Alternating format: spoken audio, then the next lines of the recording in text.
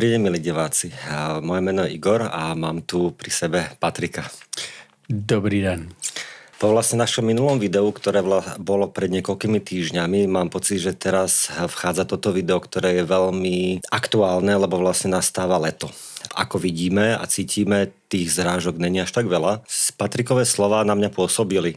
Aj životný štýl, akým žije, lebo Patrik nie len rozpráva, ale aj praktizuje to, čo rozpráva. Tá voda je naozaj drahocenná komodita a pokiaľ viem, drahšia ako zlato. Veď poznáte rozprávku Sol na zlato, nie? Tak voda je niečo veľmi podobné z môjho úhlu pohľadu. Teraz mi to tam prišlo a ľudia, tak ako ja tiež v niektorých oblastiach v živote som podceňoval alebo vlastne nechcelo sa mi vynaložiť tú energiu na nejakú zmenu z nejakej určitej pohodlnosti, tak takto má veľmi veľa ľudí. Proste ľudia bohužiaľ sú zahltení prácou, deťmi. Tým, že to povie autorita, má pravdu. Keď to cítite, že pre vás je to dôležité, choďte si za tým, verte si, naozaj, je to veľmi dôležité. A keď v tom vidíte ten zmysel, tak je nás tu viac, jak tak rozmýšľame. A mám pocit, že určite by sa našiel niekto, kto vám by s tým pomohol. Proste tých vodárov je viac, pýtajte sa, skúšajte to. A to, že to povie autorita, neznamená automaticky, že to je pravda, alebo že to je správne. Správne je to, ako to cítite z môjho pohľadu.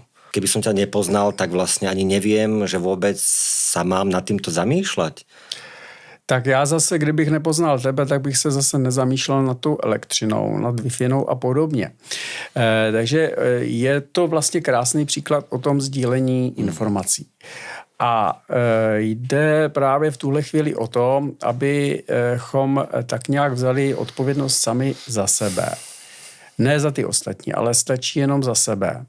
A trošku přemýšleli, že není svým způsobem ani nikoho povinnost se o nás postarat. On nám někdo tu vodu zabezpečí nebo tu elektřinu a podobně.